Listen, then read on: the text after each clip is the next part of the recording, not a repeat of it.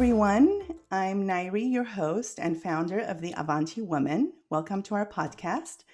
The Avanti Woman is a platform dedicated to empower, connect, and build women to move forward and thrive in healthcare, finance, entrepreneurship, and philanthropy.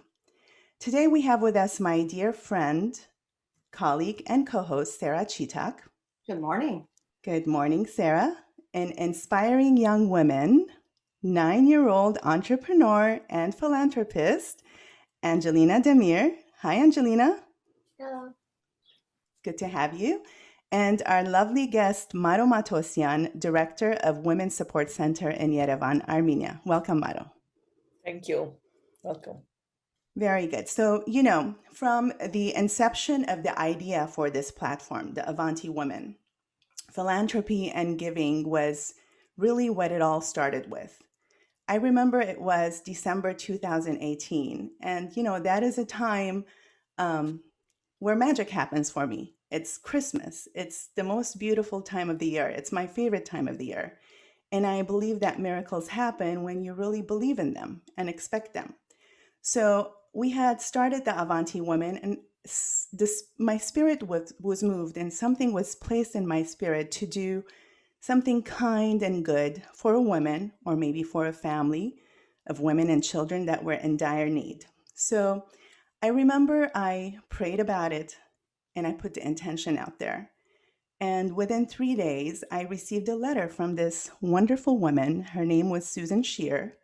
She had cerebral palsy and was a paraplegic. Her letter asked me if I could be her guardian angel and bring her the miracle of quality of life. So, Susan was wheelchair bound, and she was unable to move around and transport herself from and to her bed and back to her wheelchair. And so she ended up actually staying and sleeping in her wheelchair, being unable to move around throughout the day. And her and her husband in their 60s lived in a very small apartment with 1 bedroom. And they had a very rough life. So what she needed, she wanted us to help her get state-of-the-art equipment, an electric chair and a lift chair to be able to give her that quality of life. She couldn't do it because it cost thousands and thousands of dollars. So I knew right away that this was the miracle that we had to be for Susan Shear. So I remember I reached out immediately to my friend Sara Chitak, and also to a good friend who always supports these causes, Ani Manukian. And we created a GoFundMe campaign. And in 3 weeks, we actually had amazing women from the East Coast and West Coast put together their funds, and we raised the thousands of dollars needed to be Susan's Christmas miracle. And so this is how the Christmas Kindness Project was born. And I vowed that this will always remain the signature event under our philanthropic arm. So this past year, for our annual Christmas Kindness Project in 2020, unfortunately, we didn't have to search so much to find the need for that Christmas miracle. And our focus being women and children, the need, the calling, it was everywhere. It was in front of us. It was unavoidable. It was heartbreaking. It was unescapable. I mean, I have no words to describe how immense that need was. And we quickly knew that we had to act. And again, with Sara's help, we found and partnered with a credible nonprofit organization on the ground to carry out our good deeds and our goal of kindness. Now, I don't want to tell you myself what that need was. I want you guys to hear it from Maro, who was there on the ground, but I will allow our guests to do it. But what I can tell you guys is that there is no exercise better for the heart than reaching down and lifting people up. It's a joy that is immeasurable. It's the most beautiful feeling you can ever experience. So with that, I'd like to welcome our amazing guest, Maro Matosian, with the Women's Support Center in Yerevan, Armenia. Hi, Maro. How are you today? Hi. Very well, thank you. So good to have you here, Maro. Thank you for joining us from Yerevan, Armenia. So please tell us about yourself a little bit and the Women's Support Center. Share with us when and how did you start Women's Support Center and why did you create a women's focused organization? Mm, very interesting question because people do not really touch on the woman's part of the woman focus. Well, that's all Uh, we're going to be touching on today. exactly, very good. So I moved to Armenia from United States in 1991 with my family. And I worked for the Aznavour Foundation at the time as a country director. And then in 2000, my daughter wanted to study in United States. So we moved back to United States and I was there for about 5-6 years. And then when she went into college, I was all alone at home and I got that itch. I said, I have to go back to Armenia. And fortunately, I was hired by the Tufenkian Foundation. And I say fortunately because my parents were elderly, I had to go back and forth, and that allowed me that opportunity to travel back and forth to the United States. So while I was working at Tufenkian Foundation, um, they had a project for vulnerable families. And it turned out that 40% of those families were impoverished because of domestic violence. And when our program director, the director for development, heard about this, he talked to other women organizations in the United States, like Armenian International Women's Association, IWA, Mm-hmm. and they joined forces with USAID and Tufenkian Foundation to start the Women's Support Center. Right. And initially, it was run by another organization in 2010, and I was overseeing it. But somehow, I had this feeling that we're not doing the right thing. Mm-hmm. So I went back to the United States, and I was trained there by a local domestic violence center, and I cleaned the shelf of the library with all the books possible. I contacted people who work in the field, bought more books from Amazon. I was trained thoroughly. And then also we invited people from the diaspora from Los Angeles who worked with Armenians in domestic violence, who are professionals in this, and trained our team. And then I decided that I should move away from the Tufenkian Foundation and really focus on the Women's Support Center. And I registered that as a local NGO in Armenia. And from then on, we started working. And in 2012, we opened our first shelter. And in 2019, we opened our second shelter. So, and we are the only ones operating in this field in a professional based on international standards. I have to say that the government, after 10 years, this new government, I should Mm-hmm. say, recognized us and now has selected us as experts on the field. And we are training not only their staff, the ministry, we're even training the monitoring group of the ministry.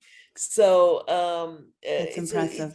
it's step-by-step progress, but we're coming a long way. And I have to say that the biggest satisfaction with my work is that we're really saving lives. And this is an amazing thing. And not only saving lives, but the women that we work with are being empowered. Mm-hmm. They are becoming stronger. Their self-esteem is being built, and they're able to reintegrate in society and live a life free of abuse, which is phenomenal. That's amazing. Yeah, More power to you, Maro, thank and you. your team. That's phenomenal. Um, Now, Maro, tell us the story of how this need for our Christmas Kindness Project arose. What happened? I mean, you were and you've been on ground zero since day one. So take us there, share the stories with us. Let us feel and understand really how grand this need was. Yeah. So, as you know, when the war started in September 27, It was an amazing mobilization, and I wish it would have stayed that mobilization till now. People were united, people were, really coming together.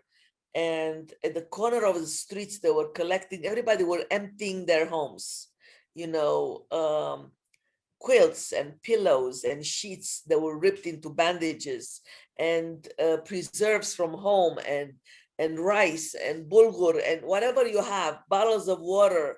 Somebody was bringing just a pack of cigarettes because that all he could afford. He said, I that's all I can. Every day he was bringing a pack of cigarettes for the soldiers. So everybody was doing whatever they could. And uh, really overnight, I have to say, our support center, uh, we have more of a space in our office. It turned into a warehouse, literally a warehouse. We were fortunate that at that time, one of our donors was in Armenia, and we went to the supermarket and we bought food for about $5,000. And then the Ministry of Emergency sent us a huge trailer truck with donated clothes that they received from the diaspora. And we had to do the triage. And, one room was clothes for 0 to 5-year-old, in another room was 5-year-old to 10-year-old. And then there were adults, and everybody was doing the triage. And people were starting to trickle in. So where were they trickling in from? So can you tell From us? Karabakh. They were Okay, coming. so The this war was a started. war. Okay. Yeah, the war started. Unlike the first war in the 90s, there was, as you know, there was a lot of aerial bombardment. There was a lot of aerial attacks with the drones, and there was complete panic among the population. And in a matter of a week to 10 days, we had 90,000 people coming from Karabakh. You can imagine 90,000 refugees coming into 90,000. Armenia from Yeah, Nagorno-Karabakh. yeah.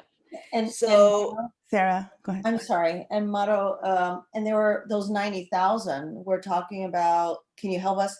Mostly women and children, or yes, elderly. yes, absolutely. Women, children, elderly. The men were enlisted or volunteers in the war. So unlike, I always make this comparison that unlike the earthquake, when people, it was in the Soviet times and they were really on the streets, this time with the amazing network of hotels and hostels and resort centers, people were placed immediately into those places. And because of COVID, they were really empty also. So nobody was left on the street. Our office became a center of distribution. So the ministry would call us, and there was another organization, Transparency International. They would call among all of us, and we were placing people. We would know where there are rooms available, and a lot of people also welcomed into their homes, families, which was amazing. So So locals were opening their doors for absolutely. Wow, that is amazing. Yeah. And also in the villages, some people had relatives, so they went to those villages, and in those villages there were abandoned homes, people who moved to Russia or moved out of the village, and the mayors would open those houses and let people in to come in. So everybody was somehow placed in a home. And the next immediate thing that had to be taken care of was food and hygienic products. And I have to say that the people would come with the expectation that this would be another war of 4 or 5 days. And nobody expected that it would be so long. And nobody expected that families would be left homeless because Azer is occupied part of Karabakh. So I remember it was September, was warm, was like summer, and people would come into their summer clothes. And all of a sudden they were there with nothing. Wow. just a shirt on their back, and we have to provide for them. So I want to mention, because it's very little is spoken about that, two things very important. First of all, the local Armenian NGO, non-governmental organizations like mine, they really went into action. I cannot tell you, us women organizations working 14, 16 hours a day after day after day. And we were the ones that really provided the immediate emergency need to this family. And I was at a meeting at the ministry, and I was shocked, absolutely shocked, because there were large international organizations like World Vision, International Red Cross, Save the Children, UN, who they literally said at the meeting, we are evaluating, we are doing needs assessment. Oh la la! By the time they send the money to give to distribute, these people would have died of hunger. Yeah. It was Maro, us. I have a question. I'm Sure. sorry. And how hard was it to get those women to help? I have my gut feeling, but I'd like to hear from you. Oh my God, I had to send people home because of COVID. We were packed.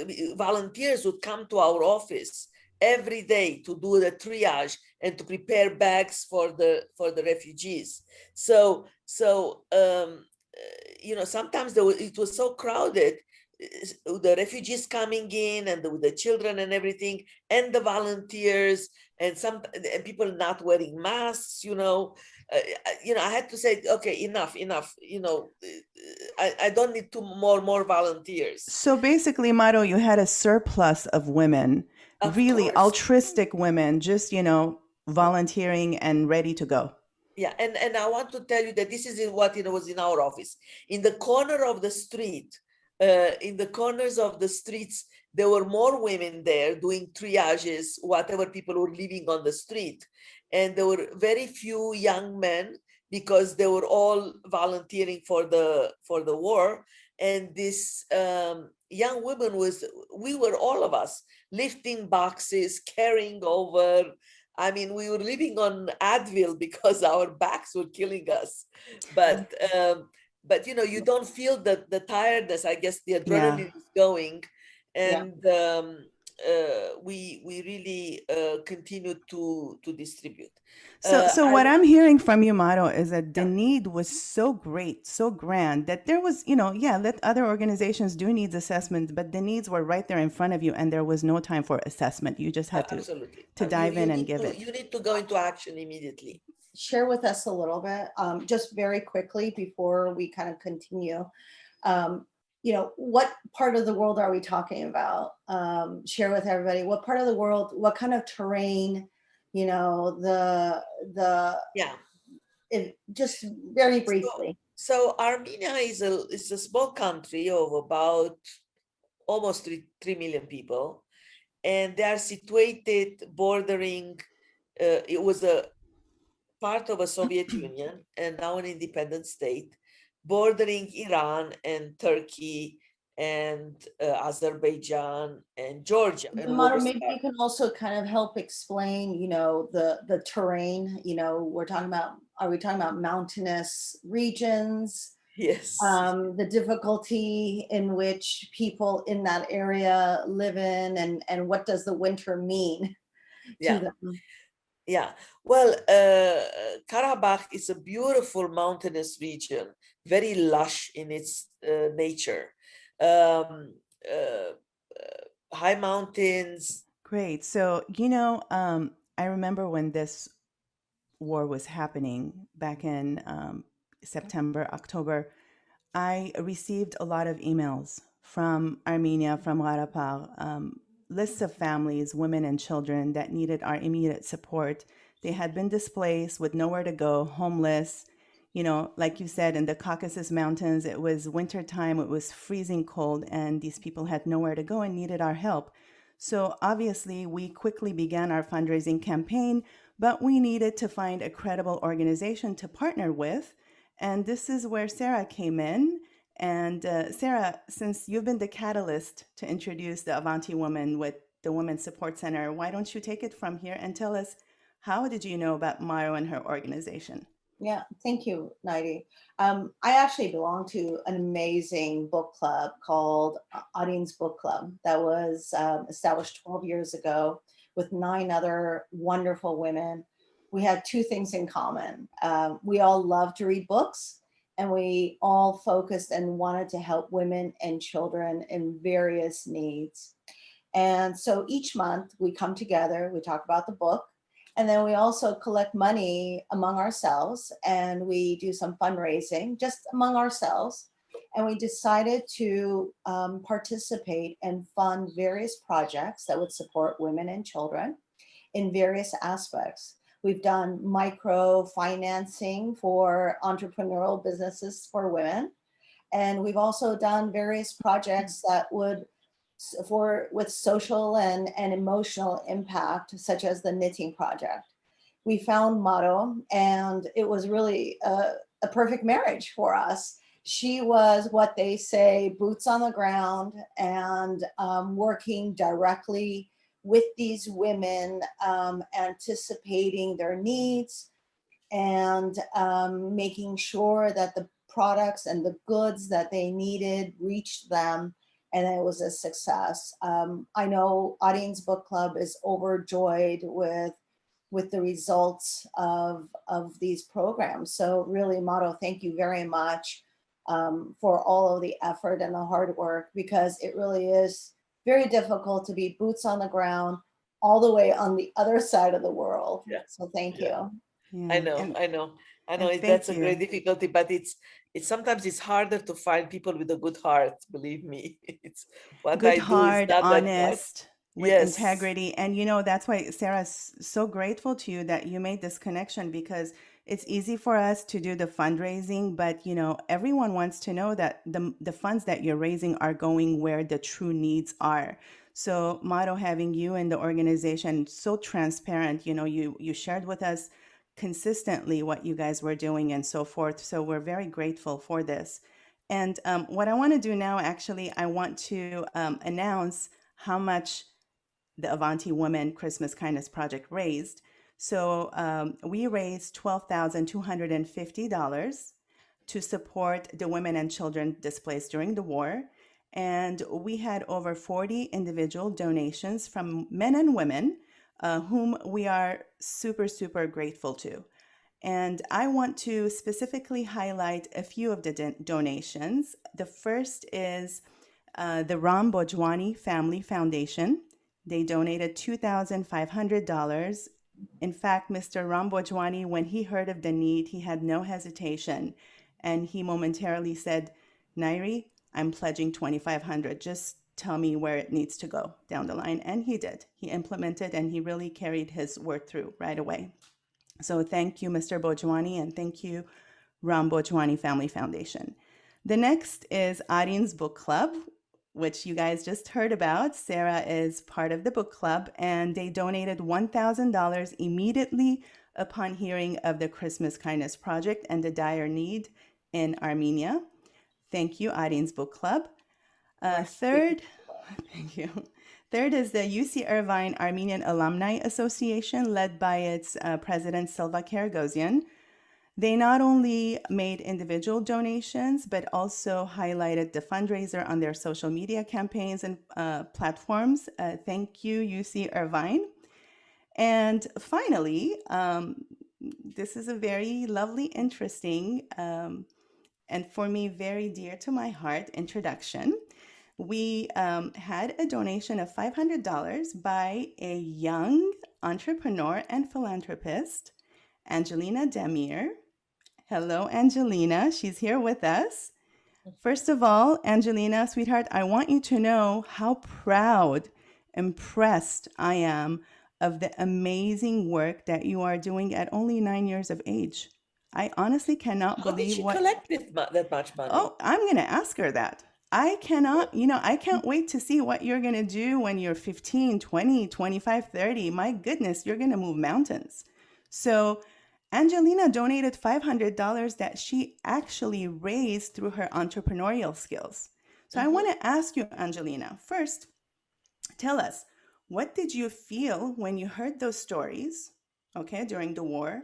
And how did you come up with your business idea to make products and sell them to raise funds for these women and children that needed our help? Um, well, first I want to say thank you for letting me join the podcast. You're And welcome. well, I heard some stories of children that did not have food or shelter, and I couldn't sleep at night knowing that I had a roof over my head, but these children did not have a home, and they didn't even know if their dads would come back from safely from the war. But I knew my dad was home safe with me. Um, I remember my mom told me a story of a 13-year-old boy who drove his dad's car, 10 to 12 kids in it, um, 200 kilometers to safety. So I thought how I could help. I thought how I could help. I had lots of these things called looms, and I love doing arts and crafts. So my teacher taught us about supply and demand. So I created a demand for my supply, and so I thought I could make bracelets, bookmarks, keychains, mask holders, and sell them and raise money for these women and children. Amazing, amazing. And I'm really happy I can help in my way. Wow. Oh, Wow. I have goosebumps head to toe, honestly. yep, yep. Touch What a my heart. beautiful young soul. Wow. Angelina, we're all so proud of you. And your money, Maro will share with us later, it went a long way to help these women and children. But, I want to take a step back and give credit where it deserves to be given. And that's Sarah, you. Oh, Yes. not at I all. mean, you've raised such an amazing young woman, and credit needs to be given to you as a mother. So thank you so much for putting this amazing seed into your daughter's heart. And I have no doubt that she is going to do amazing things in life down the line. Thank you, Angelina. Thank you, Hokis. Thank you, Nairy. Um, But I think it comes from the heart, and I think we all have every single one of us have a big heart. Yeah, yes. that's so important. When you have a heart and you have passion for the work that you do for other people, caring for other people, that makes it all, it gives you that incentive to do more. That's right. Absolutely. I You agree. know, I just want to share with you because Angelina, she's of young age. We went to visit a family, and among all the needs and all the losses that they've suffered, and everything else, and injured. They had an injured son, I believe, or the father was injured. I don't remember anymore. But anyway, so the little boy was about 8 years old, 7, 8 years old. So we asked him, so what do you need? What do you want? And he said, I want a watch, hand watch, A hand So watch. we gave him one next time we visited him. But that is important. It's important for children to feel that life goes on despite the tragedy, despite the hardships, and we need to pull ourselves out of the situation. And I have to give a lot of credit to the mothers, because not only many of them, I saw on their faces the tragedy, the desperation, when you the the fear of the unknown, that you don't know where your home will be, what will happen, Mm-hmm. um, how you will take care of the family, and yet they would pull themselves together and take care of the daily life's routines of cooking and washing and taking care of the kids. And I tell you, it's a lot of strength to be able to do that after the loss that they have suffered. Yes, the And human spirit is truly resilient. yeah, but Can we you know talk a this. little? I'm sorry. You know, it's, I'm sorry, Sarah. It says that war touches more women because they are left behind to with poverty, with loss of family member, Mhm. and they have to take care of the family on their own, Yeah. and their resilience is unbelievable. Yeah. Yeah. Sarah, you had something to say? Well, I wanted to ask Maro, maybe we can talk a little of the specific families. Yeah. Really Actually, briefly. Maro, Oh, I wanted to ask you to please share with our donors and our listeners overall, how many families were you able to help with the amount raised for the Christmas Kindness Project as a big picture? And then what were their needs and how did the Women's Support Center assist specifically? And then, like Sarah had just started to say, you shared with us stories throughout the whole time as you were implementing the support. And one story resonated with us so much. You were talking about, I think it was a family of 10 women and children. They were living out of a container during these harsh winter months. So share these stories with us. How did you guys help them? What happened to them? Yeah, just take us there. You know, whenever we take the aid, the assistance, and we hear about the family that is in much need, we go and we contact them. And but after that, families are moving a lot, moving around from place to place, finding better living conditions, or they move back to Karabakh. So Okay. this particular family, I don't know what happened anymore. But I tell you, families immediately after the war, they came out to the border villages, and there was no room there. They went to another village, or they had to rent an apartment, and the rent was very expensive, so they moved to another village. So they really were very taparagan, how you say that, Like you know, from, nomads. they were like nomads, and it's so difficult, when you don't have Yeah. your means with you. Anyway, so this I met a family, and it was heartbreaking because um, she lost her husband. She lived with her mother and her 3 children. The brother was injured, uh, uh, but okay. Anyway, this family, they were from Hadrut, the region of Karabakh that is now taken over by the Azeris, and people lost everything, their homes, everything that they had. But And how did Women's Support Center help yeah, with so the finances? so of course, when we met this family, we evaluated their needs. I have to say that I combined your donation with some other donation, and we were able to give them a lot of assistance, not only clothes and school bags for the children, but also shoes, new shoes, brand new shoes, kitchen supplies. I Mhm. mean, pots and pans and plates and mugs and spatulas, electric kettle, all the things that they were needed right away. And this particular family also had difficulty to heat themselves during the winter.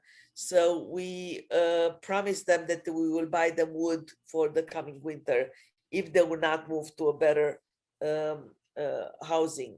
The houses where they live, especially the ones in the villages, they're very in a precarious state. However, we also visited refugees in the Yerevan area that live in dormitories or schools. After February, the hotels had to be emptied out. So whatever refugees were left, they were placed in schools or dormitories, and they live Yeah. communally, so to speak. And That's great. So from what I'm hearing, Maro, is you ladies really helped a lot with their immediate necessities of life, right, clothing, blankets, heating, exactly, supplies, etc. And so how many families did you help? Last time when I wrote to you, I said 105. 102. Now Yeah. we are at 120. 120. So that's Yeah, great. So 120 families. And believe me, this is not a certain things we give standard, like blankets, we gave to everybody.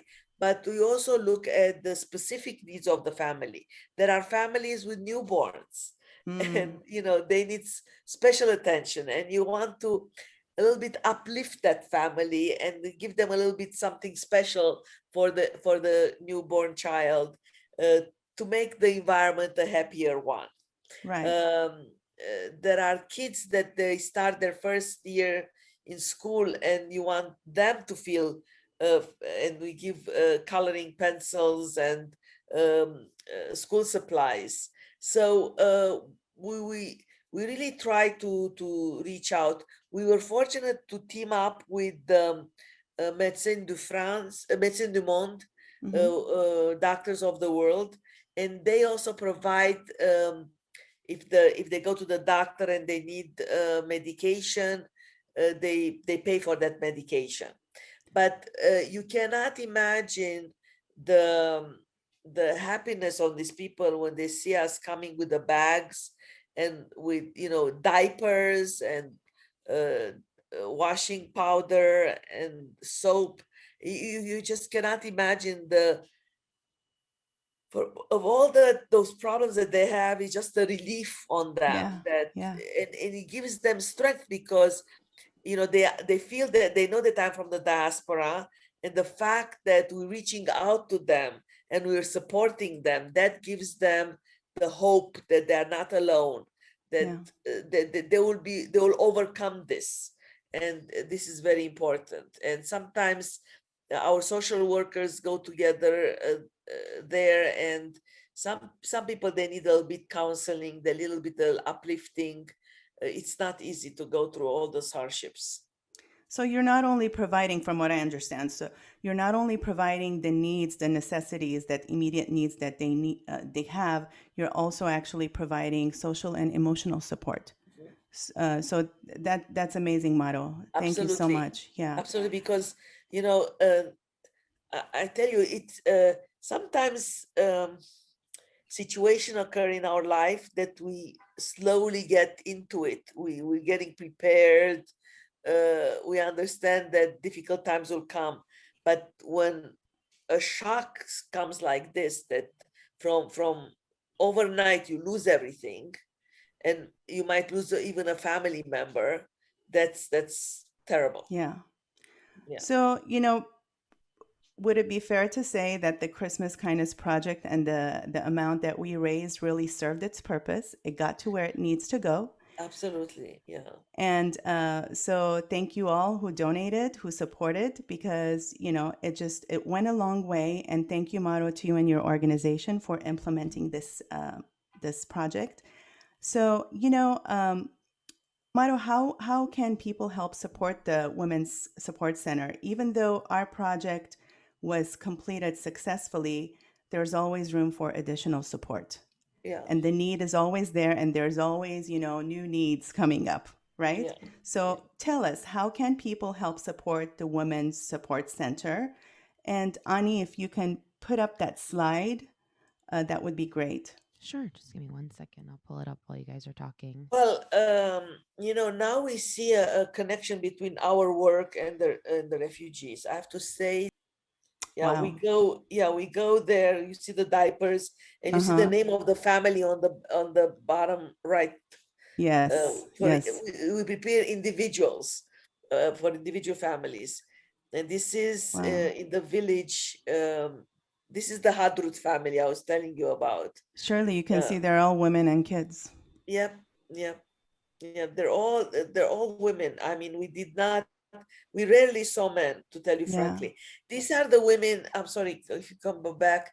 This woman in the wheelchair. We housed them at our shelter. One of our shelter we emptied out. We moved to the other shelter, and we were able to house refugees in September and October at our shelter. Yes, that's great. So besides I know, Ani, can you go back to So www.womensupportcenter.org. This is your website, but if someone wanted to make a donation, Maro, how would they do that to support you? Yeah. Unfortunately, I'm not registered in the United States, but I would be. But in order to have a tax-deductible donation, checks should be written to Tufenkian Foundation. Okay. And in the memo to put WSC. Very good. So you can write a check to the Tufenkian Foundation, Tufenkian Foundation.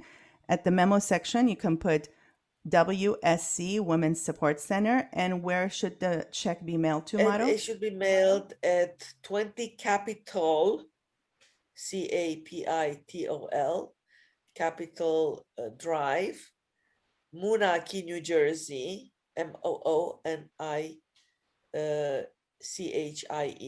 Moonachie, New Jersey, 07094. Very good. And it's on our website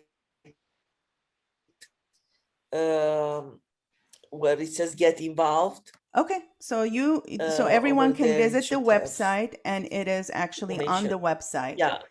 Under donate, it will specifically let you know how you can make your donations. That's fabulous. Maro, if you could use one word, just one word, to describe the work you and the Women's Center does and the impact it creates, what would it be? I would guess saving lives. That's beautiful. Saving lives. Saving lives, definitely. And in our work and with the refugees, you know, we all need a little bit of help and support in times of crisis and in times of need. Yes. And when you see that family is lifted a little bit, and it's given that hope, and Armenians, we are hard workers, and I'm sure things will lift up from here on. Amen. So basically what I would say is, long live women, because they really are on the front lines. Maro, thank you so much for your time. Thank you so much for the... Thank you, all your donors. Thank you. Yes, thank you to all our donors, and thank you and all the women on your team for implementing this campaign. We truly appreciate it, and best of luck to you. Thank you. Now, I want to actually go to our lovely 9-year-old lady, Angelina. Honey, what would your last message be to all the young girls your age who are listening to this podcast? What would you say to them? What would your final message be? I would say that helping and giving feels good and that they should try it too. Wow. That's amazing. Helping and giving feels good, and they should try it too. Yes, young ladies, you should all try it. Absolutely. Sara, your last message, your words of thoughts.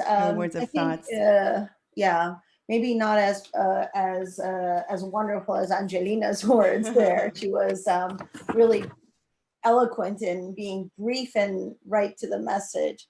But I'd like to just kind of share a little differently, where there's been a lot of neurologists, neuroscientists that are making all kinds of discoveries about the brain.